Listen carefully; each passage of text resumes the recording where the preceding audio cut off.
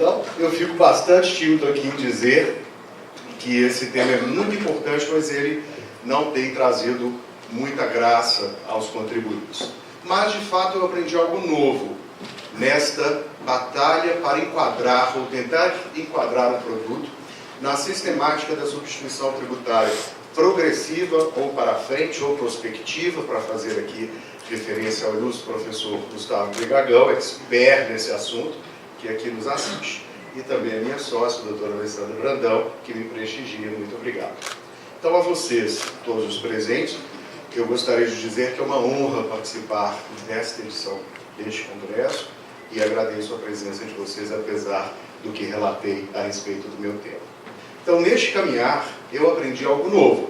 Parametrizar um sistema, talvez os senhores não tenham ouvido essa expressão ainda, foi que me trouxe a pensar como explicar em 20 minutos a um contribuinte, no caso de ICMS, se a mercadoria que ele vende, importa, fabrica, sujeita-se a este regime, a esta sistemática de antecipação, né, de tributos futuros. E isso é quase uma sentença de morte, digamos, na verdade. Então, este caminhar surgiu, na verdade, com um contribuinte que esteve no nosso escritório, marcou um horário, um grande contribuinte que passaria a importar determinado produto, e ele chegou, fez todo um discurso e me disse: eu quero que você parametrize o meu sistema, porque os sistemas brasileiros têm que ser adaptados para a legislação brasileira, os senhores sabem disso, para a parte fiscal. Quero que você parametrize esta mercadoria para que eu possa vendê-la para todo o Brasil. Eu fiquei 5 minutos congelado, pensando: gente, será parametrizar um sistema? Acho que ele bateu na porta errada. Aí ele me disse: não, eu quero que através da minha NCM você me diga qual é a incidência tributária no Brasil, federal, estadual, enfim. Aí eu disse para ele: mas eu não sei. Nesse momento eu tenho a impressão que ele disse: eu que vim no lugar errado. E naquele estranhamento nós acabamos chegando a uma conclusão: bom, eu terei que fazer o trabalho e eu vou tentar seguir passo a passo qual é o caminho a ser seguido no Brasil para desvendar este mistério. Esta mercadoria está atingida, alcançada pela ANSP? Sim ou não? E mais, de que forma ou em quais efeitos? Porque o mero enquadramento não significa que esta mercadoria, em determinado rol de convênios e protocolos, irá se sujeitar à regra da substituição tributária em todos os momentos, em todas as transações e da mesma forma. Vocês verão comigo aqui rapidamente como este caminho é complexo e doloroso. Em primeiro lugar, seria muito fácil dizer que os estados e o Distrito Federal, ao elegerem uma mercadoria para ingressar nesse regime, bastaria dizer o que o mundo inteiro já conhece: utilizar o código de identificação da nomenclatura comum do Mercosul, que o Brasil adotou após o sonho mercosulino de construir no Conisul um mercado comum que nunca avançou, muito por culpa do Brasil. E este mercado comum precisaria ter uma tarifa externa comum, listar as suas mercadorias que iriam circular neste ambiente e também na relação com o mundo exterior.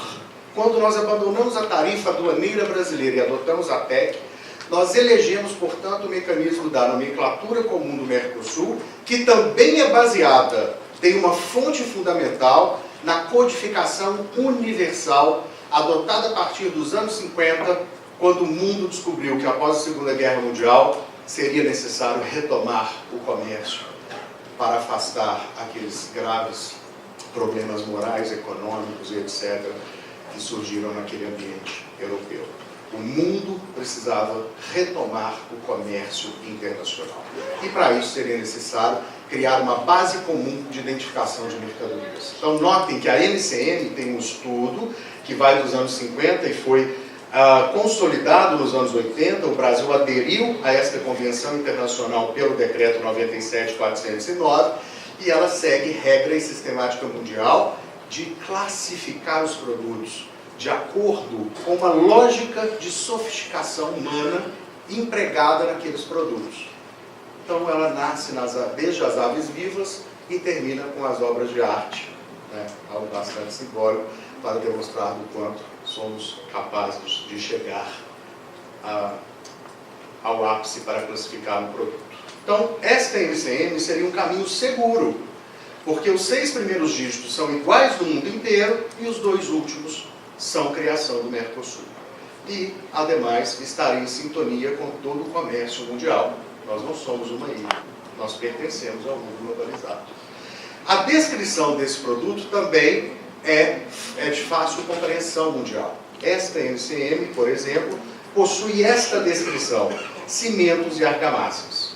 A legislação federal foi toda alterada para obedecer ao padrão NCM. O imposto de importação, o imposto de exportação, o IPI, o PIS e COFINS.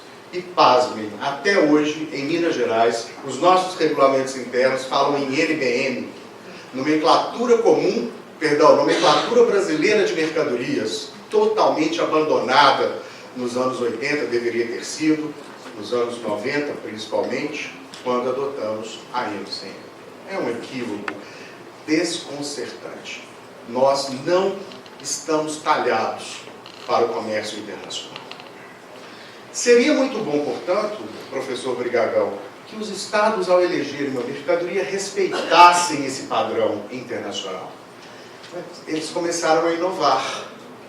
Eles acharam por bem eleger algumas mercadorias desta classificação para estarem tingidas pela substituição tributária. Como se eu dissesse: estamos aqui em reunião de colegiado no CONFAS, quero criar a substituição tributária para cimento, mas não quero para argamassa. Então eu coloco no meu convênio ou protocolo: esta NCM restringe pela restrição o produto que eu quero atingir. Este exemplo é um exemplo bobo, simples, porque há classificações que a descrição significa outros, ou um grupo muito maior de mercadorias. E quando os desejosos pela substituição tributária mudam esse nome, trazem um universo de insegurança para o contribuinte. Porque nós já não sabemos mais se aquilo que está ali é ser eleito, ou às vezes também não queremos saber, porque é tentar fugir de uma sentença de morte. Há também falta de moralidade por parte do contribuinte, nesse aspecto, de não querer se sujeitar àquele regime. Alteram-se os nomes também para evitar possível enquadramento. Então, esta técnica, na minha opinião, não foi uma técnica adequada. Tentar mudar o que já existe, reinventar a roda. Por um lado, se todo o grupo entrasse na sistemática da substituição tributária, o rol e o leque seria enorme, mas pelo menos haveria segurança jurídica. Quando os estados e o Distrito Federal passam a eleger mercadorias dentro deste grupo, percebeu-se, depois de 10, 12 anos, que seria necessário criar um outro identificador para além desse consagrado mundialmente. Nasce, portanto, a ideia de se criar um código especificador da sistemática da substituição tributária. O famoso SEST, cantado aí aos 7 ventos como quem vai solucionar os problemas de enquadramento das mercadorias da sistemática de substituição tributária. Não é. Infelizmente, não resolverá o problema pelas ambiguidades e dificuldades de qualquer enquadramento. De qualquer enquadramento. O mais curioso notar que a principal qualidade e característica do SEST seria separar as mercadorias, os produtos, em razão de algo que foi eleito, segmento da mercadoria. Por exemplo, segmento de autopeças, cimentos, são tantos, peguei alguns exemplos. Logo, o SEST passa a ser um identificador do segmento daquela mercadoria que passa a ser submetida ao sistema da substituição tributária, podendo englobar, inclusive, mais de uma NCM. E, pasmem, é curioso notar que alguns estados, como o estado de Minas Gerais, já está respondendo em consultas que determinada mercadoria, para enquadrar no regime da substituição tributária, necessário é apenas que coincida a descrição, a NCM, pouco sendo relevante, não é, doutor Marcelo, da FEComércio, que fez a consulta à Secretaria de Estado da Fazenda, e ela foi respondida e publicada, número 120/2017, dando as costas para esta nova sistemática de dizer que importa sim qual é o segmento daquela mercadoria. Nesta consulta, rapidamente, para um exemplo, a LCM e a descrição faz referências a sabões. Não tendo uma relação ali na LCM ou uma descrição se ele é para uso industrial ou como um produto estocador de uso humano. Há um grupo que foi selecionado por convênio, por protocolos, para que os sabões, dentro do grupo de toucador, seja alcançado pela substituição tributária. Eles perguntaram, mas o meu produto tem esta LCM, tem esta descrição, mas pelo SEST eu não posso dizer que ele se destina, esse produto de limpeza, de chão, este sabão, ele não se destina a uso humano, portanto não é um produto estocador. Ele enquadra-se ou não na ST. E pela resposta do Estado, se não fosse este produto ter sido excluído em decreto posterior da sistemática formalmente, a consulta responde dizendo, não importa o segmento, tendo a classificação e a descrição, enquadra-se na substituição tributária. SEST para quê? SEST para quê? Então, o SEST passa a ser, segundo os que o defendem, o DNA da mercadoria sujeita à substituição tributária, que deve sair desde o fabricante e circular até o consumidor final com este carimbo nos documentos fiscais, independentemente, notem o que eu vou dizer, da aplicação da substituição tributária ou não. A aplicação, sim, porque embora enquadrar um produto seja um caminho tortuoso, ele também não resolve a questão até chegar a este ponto. Por quê? Porque depois que eu fiz todo o exercício de enquadrar essa mercadoria, várias outras perguntas devem ser feitas neste caminho para a aplicação e cobrança da sistemática do ICMS-ST nesta operação. Vamos a elas de forma bastante resumida. Primeiro, eu devo saber se aquela substituição tributária é de âmbito interno, apenas no meu estado, ou se ela também é aplicável nas operações interestaduais. Vender um produto para outro estado, eu devo ou não recolher a substituição tributária depois de já ter percebido que aquela LCM potencialmente teria a substituição tributária? A resposta, mais uma vez, é depende. Existe norma extraterritorial obrigando ao contribuinte que faça essa retenção? Ou seja, o contribuinte mineiro, ao vender para São Paulo, aquele produto, teoricamente, está na lista do SEST da ST. Potencialmente tem ST, mas nesta operação eu aplico? Se houver protocolo ou convênio firmado entre os estados, sim. Se não houver, não. Então, notem para esse contribuinte que me procurou, ele tem uma LCM, ele tem um produto, vai vender para todo o Brasil. Aquele produto tem substituição tributária? Depende. Se vender para São Paulo, sim, porque tem um protocolo, mas se vender para o Paraná, não, porque não há um protocolo. E o mais curioso, há protocolos firmados multilaterais. O mesmo produto pode ter um protocolo diferente para São Paulo, um outro diferente para o Paraná, um outro diferente para o Rio Grande do Sul, o que dificulta ainda mais. E o que é para mim mais surpreendente, quando estudei com os professores Sacha Calmon e professora Isabel, faço vênia aos nossos mestres, eu aprendi no CTN que o que confere caráter extraterritorial à norma são os convênios. Uma das hipóteses, nunca aprendi que protocolos pudessem conferir caráter extraterritorial à norma e, portanto, atribuir uma responsabilidade de retenção para o contribuinte que está em outro estado. Então, este âmbito de aplicação é o segundo passo, além de classificar uma mercadoria com a substituição tributária, é indagar se existem normas extraterritoriais que estão a obrigar o contribuinte a efetuar a retenção. E não acabou. Visto que há um protocolo ou um convênio, tem um passo. Existe um convênio e um protocolo que eu tenho que obedecer. Já posso aplicar a substituição tributária? A resposta, não. Porque você deve fazer essas 5 perguntas ao destinatário da mercadoria. Você está vendendo para um industrial fabricante do mesmo produto? Se for, não se aplica a substituição tributária. São as chamadas regras de inaplicabilidade da substituição tributária. Você está transferindo esta mercadoria entre estabelecimentos do mesmo titular? Se for, embora pareça que ela tenha substituição tributária, nesse momento ela não tem. Calma, é para depois essa substituição. Ah, eu estou vendendo para alguém que vai utilizá-la no processo industrial? Não aplique a substituição tributária. É uma operação interestadual em que eu destino a um contribuinte que recebeu um regime especial no destino que lhe atribui a responsabilidade por substituição tributária. Pare, não aplique a ST. É uma operação interestadual praticada por microempresa e EPP com aqueles bens produzidos em escala industrial não relevante, afastada está a ST. Notem, portanto, que potencialmente eu tenho já uma mercadoria que passou pelos requisitos anteriores, mas que agora eu dependo de condições do destinatário para aplicação ou não do regime da substituição tributária. E mais, essas 5 hipóteses podem ter interpretações diferentes nos estados de destino. Vou dar um exemplo só. Em Minas Gerais, o item 2, por exemplo, não se lê da forma que está escrito ali. Transferências interestaduais afastam a ST, exceto quando o destinatário for varejista. Em Minas, não. Apenas não se aplica a ST se a transferência for realizada pelo industrial fabricante.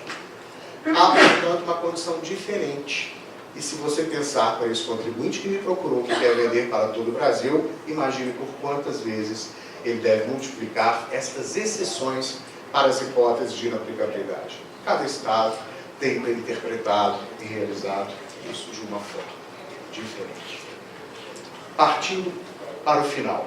Além de verificar as hipóteses de inaplicabilidade, poxa, passei por todas, estou conseguindo, vou aplicar a substituição tributária. Ainda depende conhecer qual é a destinação dessa mercadoria para aquele adquirente, porque isso irá mudar radicalmente e até afastar a possibilidade de aplicação de substituição tributária. Todos vocês conhecem essas destinações. Se para quem eu estou vendendo, ele me disser, estou comprando para uso, consumo e ativo imobilizado, a substituição tributária se comporta de forma diferente. Eu tenho na operação interestadual que recolher apenas o DIFAL, sem qualquer acréscimo de MVA, sem qualquer possibilidade de usar PMC ou qualquer outro critério estabelecido na Lei Complementar 87/96 para aplicação da ST, digamos, perfeita. Já se for uma mercadoria de revenda, a substituição tributária vai se comportar de forma diferente. Eu terei que aplicar, via de regra, o processo mais comum, a MVA para este produto. Isto porque eu desenhei o cálculo da substituição tributária ali. Se você chega ao ápice de dizer que uma mercadoria está sujeita à substituição tributária e você deve recolher este ICMS para as operações subsequentes, você precisa de uma fórmula para alcançar este resultado. Esta fórmula tem 2 elementos ali marcados de azul, a MVA e a alíquota do destino, que não pertencem também a mim, o vendedor desta mercadoria. E o que é pior, senhores, vocês devem ter observado, antes essas MVAs pertenciam aos convênios e protocolos. Elas estavam ali definidas e eram iguais em todos os estados. A partir de 2012 isso mudou e os estados é que divulgam as suas MVAs.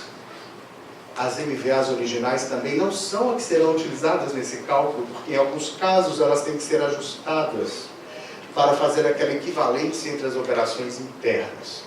Então, além de tudo, eu tenho que conhecer a MVA do meu produto em todas as unidades da federação. E conhecer já seria muito bom, mas eu tenho que acompanhar as mudanças em todos os estados e essas mudanças ocorrem com muita frequência. Então, percebam a dificuldade da minha resposta quando eu disse que eu não sabia dizer se aquele produto teria substituição tributária. E o que é pior, é mais difícil dizer ainda depois como ela irá se comportar. Esta é a dificuldade que o contribuinte enfrenta. Além disso, pensem que a fazenda facilita o recolhimento do tributo? Não. Se eu descobrir que eu tenho substituição tributária e que eu tenho valor a recolher, eu tenho 2 opções. Ou eu vou me inscrever em cadastros de todas as unidades da Federação de Destino, ou então eu terei que recolher a substituição tributária por produto, por operação, a cada venda interestadual que eu fizer para todo o território nacional. Há uma dificuldade aqui grande, crescente. E não é simples se inscrever nos estados de destino, e é óbvio que há obrigações acessórias relacionadas a esta obrigação. Nem mesmo para pagar o contribuinte tem facilidades ou sucesso. Outros aspectos que ainda vão interferir neste raciocínio é ainda saber se o remetente e o destinatário são do Simples Nacional. São fatores que vão interferir no cálculo da substituição tributária, uma vez o produto enquadrado. Um rápido exemplo. É possível não se aplicar a MVA ajustada quando o remetente está enquadrado no Simples Nacional. Então já modificou a fórmula. Pense naquele único produto que eu tenho que vender para todo o Brasil, com todas essas dificuldades impostas para estes cálculos. Há promessas de melhoria. Nós já estamos visualizando no sítio do CONFAS alguns estados disponibilizando as alíquotas internas, mas isso é muito pouco. Não temos as MVAs, não temos as MVAs ajustadas. Há uma promessa de revisão do número de protocolos no próprio Convênio 57 de 2017, que eu duvido que se cumpra, eu estou acompanhando, e não foi feito nenhum avanço em relação a isso de forma verdadeira. Na minha opinião, deveriam existir apenas convênios, protocolos não têm esta função. Então eu gostaria de dizer que eu fiz esse quadrinho para vocês guardarem de lembrança que não é simples fazer o enquadramento da substituição tributária. Eu posso responder a pergunta do meu cliente hoje da seguinte forma: o seu produto tem substituição tributária? Depende. Temos que checar a NCM, verificar a descrição do produto, perceber se o SESC está enquadrado no rol da SP, analisar o âmbito de aplicação, se ele é interno e interestadual e quais são os protocolos vigentes, afastar a aplicabilidade com as regras que estudamos de inaplicabilidade, questionar a destinação da mercadoria, para efeito do cálculo se é de FAO ou com MVA, perguntar qual é o enquadramento do remetente ou do destinatário, se há microempresa e EPP envolvida, conhecer a MVA original do destino e ajustá-la conforme as alíquotas interestaduais. Não é, portanto, um caminho simples para ninguém. Adam Smith, nas clássicas lições da riqueza das nações, liberal, nem isso aí conseguimos atingir, diz que um sistema tributário ideal, além de respeitar a capacidade contributiva dos cidadãos, deve estabelecer regras simples e claras para a exigência de tributos, facilitar o cumprimento das obrigações e, além de tudo, contribuir para a eficiência econômica.